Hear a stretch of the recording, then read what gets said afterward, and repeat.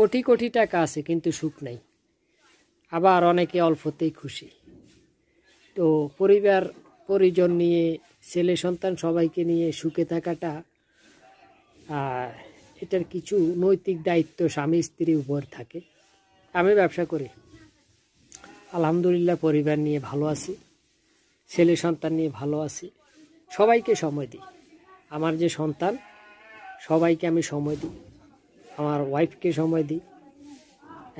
এখন আসেন কি ভাই কেন এটা মানে বলতেছেন, যেমন আমরা বাইরে কাজ করি, স্ত্রীরা পারিবারিক অনেক সাংসারিক কাজকর্ম করে, তাদেরকে যদি পুরুষরা সময় না দেয় তাহলে সমস্যা ছেলে সন্তান নিয়ে। তো আমি একটা জিনিস দেখাই, এই যে আমার কোলে আমার ছোট বাবু ঘুমাইতেছে, আমি ধুলাইতেছি।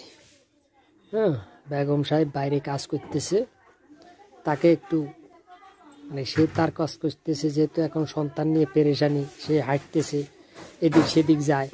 আমি যদি একটু আমার কাছে রাখি তাহলে সে একটু সুবিধা পাইল।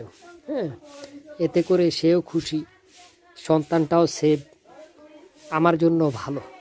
কারণ আমরা পুরুষরা আসলে আপনার ভালো থাকি কখন, যখন আমাদের ছেলে সন্তান ভালো থাকে তখন আমরা ভালো থাকি। অর্থাৎ পরিবার পরিজন যখন ভালো থাকে তখন আমরা ভালো থাকি, কারণ তারাই আমাদের সব। এটা যদি আপনি বুঝতে পারেন তাহলে আপনার সন্তানরা আপনাকে ঠিক বুঝে নেবে একটা সময় আসলে। এখন তাদেরকে সময় দেন, যখন আপনার সময় পড়ে যাবে, আপনি আর পাইতেছেন না, তখন তারা আপনাকে সময় দিবে। এটা বাস্তব। আর আমার বিষয়টা এরকম যে আমি আসলে কতটুকু ভালো আছি শারীরিকভাবে বা অন্যান্যভাবে সেটা ভাবি না, আমার সন্তানরা আমার পরিবার কতটুকু ভালো আছে সেটাই ভাবি।